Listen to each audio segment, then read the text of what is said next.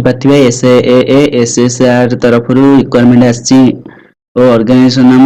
Indian navy ରହିଛି ଯେମିତି government of India ଓ ଅଲ୍ इंडिया कैंडिडेट अप्लाई କରିପାରିବେ ଓ मेल कैंडिडेट ओनली अप्लाई କରିପାରିବେ। टोटाल वैकेंसी देखिया गले 2500 रही और पोस्ट नेम SSA और SSR रही और एप्लिकेशन मोड ऑनलाइन एप्लिकेशन रही और आवेदन आरंभ हो सारी और लास्ट डेट 25 अक्टोबर 2021 रही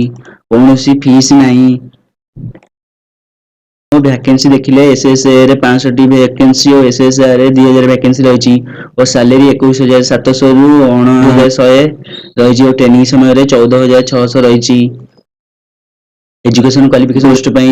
10वीं +2 रही 60% मार्क दरकार mathematics physics and another following subject chemistry biology और कंप्यूटर साइंस रे और सीनियर सेकेंडरी रिक्रूट माने SSR पोस्ट पर 10वीं से 10वीं और +2 रही और मैथमेटिक्स और physics with one of the following subject chemistry biology और कंप्यूटर साइंस इसरे अपन उत्तीर्ण होइतिबा आवश्यक। सिलेक्शन प्रोसेस देखिया गले कोरोना 10,000 टी कैंडिडेट चॉइस करा जिवो ता भितरु रिटन एग्जामिनेशन करा जिवो फिजिकल टेस्ट करा जिवो और short list candidate written examination PFT और अंडरटेकिंग बेसिक की percentage of qualifying examination 10th +2 qualify हिसाब रे सिलेक्शन करा जिवो और इंडियन नौसेना रे SAA और SSR रिटन टेस्ट रे कौन कौन रही subject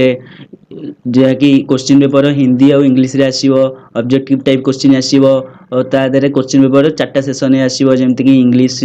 science mathematics general knowledge और standard question paper will be that +2 और 10th लेवल क्वेश्चन आसीबो। वेबसाइट आपण ए ऑफिशियल वेबसाइट सिलेबस देखि परिबे और एग्जाम समय रहबो 1 घंटा।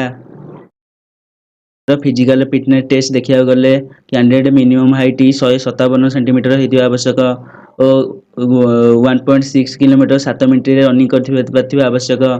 और उठक बैठक 20 टाइम्स पर सेकंड रे करथिबा आवश्यक पुशअप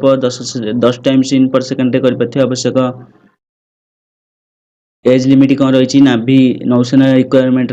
एज लिमिट कौन रही 1 फेब्रुआरी 2002 रु 31 जनवरी 2005 मध्य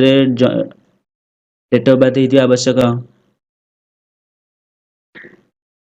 और सिलेबस डिटेल्स देखिए गले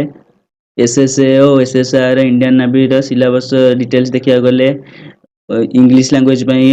पैसेज रही और प्रिपोजिशन रही करेक्शन और सेंटेंस रही और चेंज एक्टिव टू पैसिव रही पैसिव टू एक्टिव वॉइस रही और चेंज डायरेक्ट इनडायरेक्ट रही और डायरेक्ट इनडायरेक्ट टू डायरेक्ट रही सेमती वर्ब रही टेंस रही और सिनोनिज्म यानी एंटोनिज्म रही और मीनिंग ऑफ रिफरेंट वर्ड रही और मैथमेटिक्स सब्जेक्ट रे रिलेशन एंड फंक्शन रही complex number sequence and series रही त्रिकोणोमेट्री रही से कोऑर्डिनेट रही strength line family of strength line रही सर्कल रही कोनिक परमुनेशन एंड कॉम्बिनेशन रही वेक्टर रही सेल एंड लोगरिथम रही लोगरिथम सीरीज रही सेट थ्योरी रही स्टैटिस्टिक्स रही 3 डायमेंशनल ज्योमेट्री रही प्रोबेबिलिटी फंक्शन रही लिमिट्स एंड कॉन्टिनेंट्स रही प्रोबेबिलिटी फंक्शन रही डिफरेंशियल रही application indefinite integrate binomial theorem रही सेमती साइंस सब्जेक्ट रही फिजिकल वर्ल्ड एंड मेजरमेंट रही और काइनेमेटिक्स रही लॉ एंड मोशंस रही वर्क रही एनर्जी रही एंड पावर रही मोशन सिस्टम रही machine of solids and fluids रही हीट रही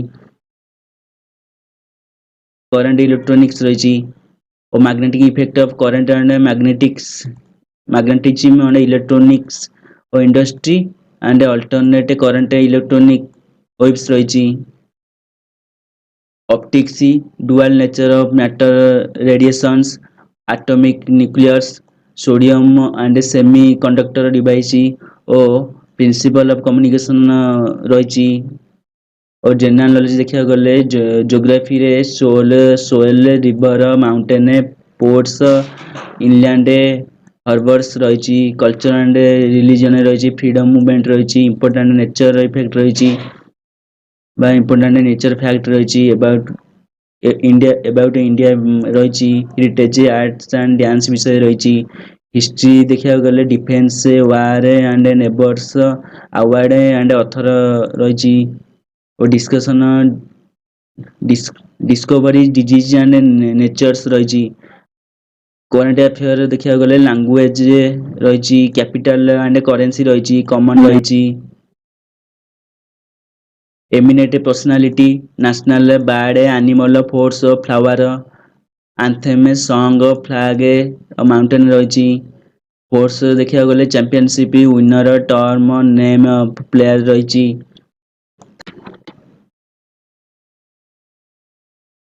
ଥ୍ୟାଙ୍କ ୟୁ।